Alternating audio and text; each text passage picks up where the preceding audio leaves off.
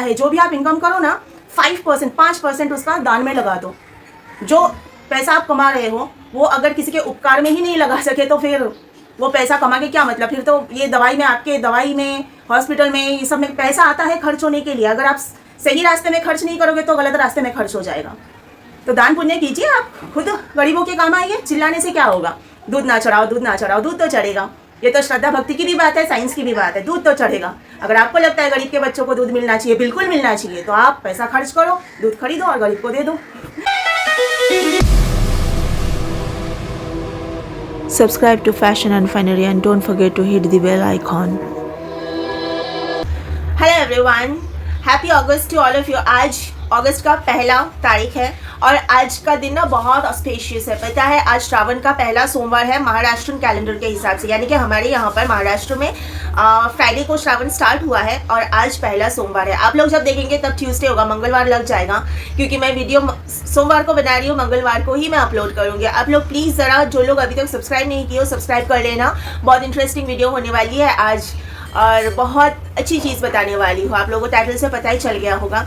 श्रावण का महीना है, पूरा महीना हम लोग शंकर भगवान की पूजा करते हैं और भक्ति श्रद्धा से मंदिर जाके दूध चढ़ाते हैं। कई लोग हैं कहते हैं कि दूध भगवान को क्यों चढ़ाना, गरीबों में बांटो, बच्चों को, गरीब के बच्चों को दे दो, दूध श्रावण में भगवान को चढ़ा के वेस्ट क्यों करते हो।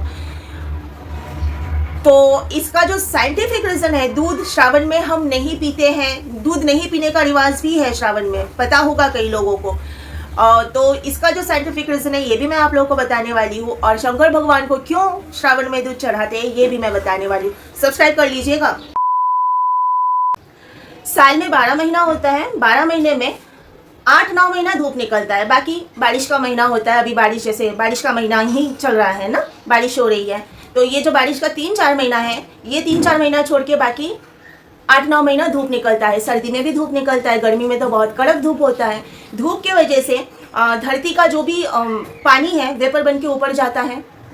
आप लोगों ने पढ़े ही होंगे ना ये बात, तो कि गर्मी में धूप के वजह से सारा पानी ऊपर जाता है, चाहे वो समंदर का पानी हो, नदी का पानी हो, चाहे तालाब का पानी हो, चाहे गटर का ही पानी क्यों ना हो, सब पानी, सब मॉइस्चर ऊपर जाता है भाप बन के। अब ये भाप के साथ साथ ये जो पानी ऊपर जा रहा है भाप बन के, इसके साथ सारा पोल्यूशन, धरती का जो पोल्यूशन है वो भी ऊपर जा रहा है, सारी जो गंदगी है सब ऊपर जा रही है। जैसे बारिश होना शुरू होती है तभी बारिश के पानी के साथ साथ सब कुछ नीचे आता है, सारी गंदगी नीचे आती है, सारा पोल्यूशन नीचे आता है, सब आके ज़मीन पे गिरता है। अब ज़मीन पे जो घास उगा हुआ रहता है वो भी पोल्यूटेड हो रहा है, वो भी घास जहरीला हो रहा है ना, गंदा पानी गिरने के वजह से। अब गौ माता जो दूध देती है वो वही घास खाती है, खाने के बाद दूध देगी तो वो दूध भी जहरीला होगा। वो दूध अगर आप पिएंगे, हम पिएंगे, हमारे घर के बच्चे पिएंगे तो डेफिनेटली पेट खराब होना है, पेट की गड़बड़ी होनी है और इंडाइजेशन, फूड पॉइजन, कुछ भी हो सकता है। यही वजह है कि श्रावण में दूध ना पिए। और जो भी दूध, अभी देखिए आज के ज़माने में लोगों के घर में गाय होती बहुत कम है। पहले ज़माने में जब लोगों के घर में खूब सारी गाय हुआ करती थी, दूध भी बहुत ज़्यादा होता था। अब सिर्फ जो लोग बिजनेस करते हैं या गांव खेड़े में लोग गाय पालते होंगे, लेकिन पहले ज़माने में लोगों के घर में खूब सारा गाय हुआ करती थी। जो भी थोड़े बहुत पैसे हो या धनी लोग हो, जो भी पैसे वाले लोग हो, उनके घर में गाय होनी ही होनी है। तो वो ज़माने में जब बहुत सारी गायें घर में होती थी, दूध भी बहुत सारा होता था, तो वो दूध करेंगे क्या।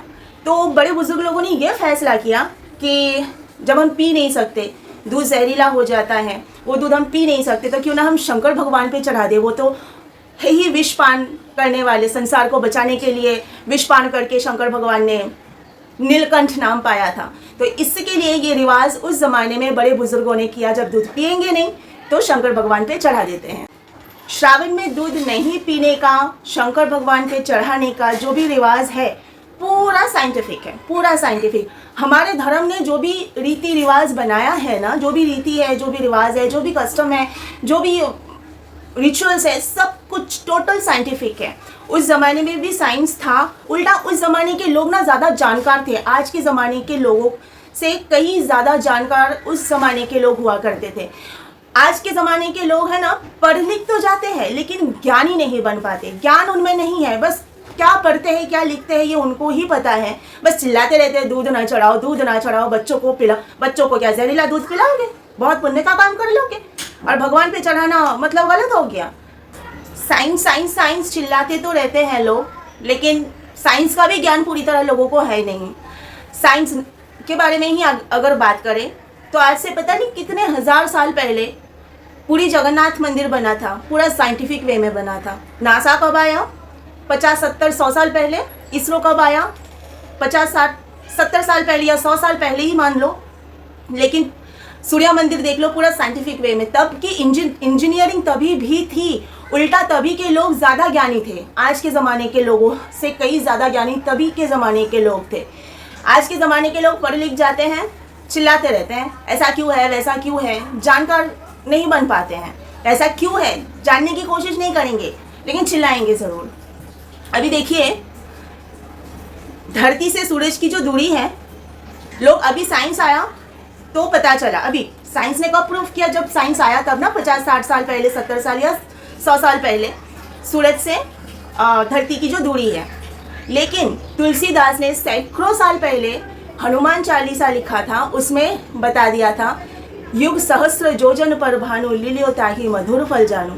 इसमें सूरज से जो हमारी जो धरती का जो डिस्टेंस है वो बता दिया था। तो आप लोग जो साइंस साइंस चिल्लाते हो, साइंस तभी भी था, साइंस अभी भी है। ऐसा नहीं है कि तभी साइंस नहीं था। ऋषि मुनियों ने पंचांग बनाया था तभी। पंचांग, अभी भी हम पंचांग देखते हैं ना, जिसमें कब सूर्यास्त है, कब सूर्योदय है, कब सनसेट होगा, कब सनराइज होगा, कब चंद्र ग्रहण है, कब सूर्य ग्रहण है, सब साइंस अभी अभी बता रहा है। लेकिन ऋषि मुनियों ने पंचांग बना के सैकड़ों साल पहले से ये बताते आ रहे हैं कि कब सूर्योदय होगा, कब सूर्यास्त होगा, कब चंद्र ग्रहण है, कब सूर्य ग्रहण है। सब कुछ सैकड़ों साल पहले से ही हमारे ऋषि मुनियों ने पंचांग में बता दिया करते थे। तो साइंस चिल्लाने से पहले थोड़ा सा जानकार होने की कोशिश कीजिए। दूध गरीब के बच्चों को पिलाना है तो अपने पैसों से पिलाइए ना, किसने मना किया है? अपने जेब में हाथ डालिए, पैसा निकालिए, दूध खरीदिए और बच्चों को दीजिए। दान पुण्य भी कीजिए थोड़ा बहुत, चिल्लाने से अच्छा। हिंदुस्तान में ना जो भी है सैकड़ों साल पहले से, हज़ारों साल पहले से सब कुछ साइंटिफिक है। आर्यभट्ट ने शून्य दिया था। कहाँ से थे आर्यभट्ट? हमारे हिंदुस्तान से ही थे। 9 से आगे तो कोई बढ़ ही नहीं रहा था, 9 में ही अटके हुए थे सब। फिर 10 से आगे बढ़ा 20 कैसे बढ़ा? क्योंकि आर्यभट्ट ने शून्य का आविष्कार किया था, है ना। नालंदा विश्वविद्यालय, नालंदा यूनिवर्सिटी कहाँ की थी? ये यूनिवर्सिटी सबसे फेमस यूनिवर्सिटी जो हमारे हिंदुस्तान में थी। खिलजी, बख्तियार खिलजी ने जला दिया था इस यूनिवर्सिटी को। इतनी बड़ी लाइब्रेरी थी इस यूनिवर्सिटी में, इतने सारे बुक्स थे उसमें, 3 महीना लगा था पूरी तरह जल के ख़त्म होने में। इस नालंदा विश्वविद्यालय की जो लाइब्रेरी थी, उस लाइब्रेरी के सारे बुक्स को पूरा 3 महीना लगा था जल के ख़त्म होने में। सोचिए, इतनी बड़ी लाइब्रेरी थी। तब अब्रॉड से लोग इंडिया में आते थे पढ़ने के लिए, पढ़ के एजुकेटेड बनने के लिए, और अब इंडियंस जाते हैं अब्रॉड में पढ़ने के लिए। जो भी है, आज के ज़माने के लोग पढ़ लिख जाते हैं, मैं बार बार यही कह रही हूँ और यही कहूँगी, पर ज्ञानी, सही मायने में ज्ञानी बहुत कम लोग हैं। बस चिल्लाते रहते हैं। रही दूध की बात, फिर से घूम फिर के दूध में, श्रावण के महीने में दूध चढ़ाने की बात पे अगर आके ख़त्म करूँ तो आप लोग चढ़ा लो ना। अगर आपको लगता है कि गरीब के बच्चों को दूध मिलना चाहिए तो आप लोग गरीब के बच्चों को दूध खरीद के दे दिया कीजिए। थोड़ा बहुत दान पुण्य कमा लीजिए, अभी पुण्य कमा लीजिए थोड़ा दान करके। दान करना तो बहुत ज़रूरी है ना। धर्म ने तो ये भी कहा है, कोई भी धर्म ने, सिर्फ हमारा धर्म नहीं, इस्लाम में भी ये कहा गया है, जो भी आप इनकम करो ना 5% उसका दान में लगा दो। जो पैसा आप कमा रहे हो वो अगर किसी के उपकार में ही नहीं लगा सके तो फिर वो पैसा कमा के क्या मतलब? फिर तो ये दवाई में, हॉस्पिटल में, ये सब में पैसा आता है खर्च होने के लिए। अगर आप सही रास्ते में खर्च नहीं करोगे तो गलत रास्ते में खर्च हो जाएगा। तो दान पुण्य कीजिए, आप खुद गरीबों के काम आइए। चिल्लाने से क्या होगा? दूध ना चढ़ाओ, दूध तो चढ़ेगा। ये तो श्रद्धा भक्ति की भी बात है, साइंस की भी बात है, दूध तो चढ़ेगा। अगर आपको लगता है गरीब के बच्चों को दूध मिलना चाहिए, बिल्कुल मिलना चाहिए, तो आप पैसा खर्च करो, दूध खरीदो और गरीब को दे दो। एनीवेज, वीडियो को यहीं पर एंड करती हूँ मैं। श्रावण का महीना है। ओम नमः शिवाय, हर हर महादेव। सब लोग अपना ध्यान रखिए। मैं मिलूंगी फिर से न्यू वीडियो के साथ में। तब तक के लिए बाय बाय।